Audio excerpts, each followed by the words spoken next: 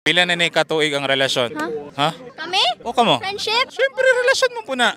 Malamang! Di ba ang friendship, relasyon ra gyapon? Pila pa kami nutong nahimong amigo?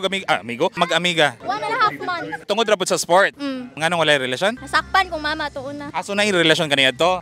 Nasakpan, so nakigbulag. Dili, like, namin misunderstanding na ito, tapos nagbulag. Natimingan ra po nasakpan. Nakalag. Perfect timing. Nakalagin ang. Akong account sa Instagram, ito may chat. Tapos, yun sa pagkabalong mama. Login man ko sa cellphone ni Papa ato kay brand out. Nakalimot ko log out ba? Nasakpan mi among convo. Nabasang papa. Timing po kong gaaway mo. Ay, wala may gaway. Ay, wala pa? Bulag na mi ato, pero na pa may conversation. Ya, kung mabutang na itong ula mo na hibalan ato, unsa ka hibuhato nimo? Bulag job. Pero karon wala na. Dugay na last year pa. Imo. Kasabon kong Papa. Nga na kayo bron. Padul sa dili gamay.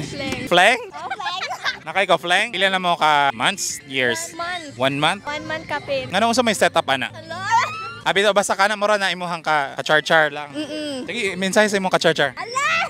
Ay, Mensahe na lang. nag-abing for me. Ala!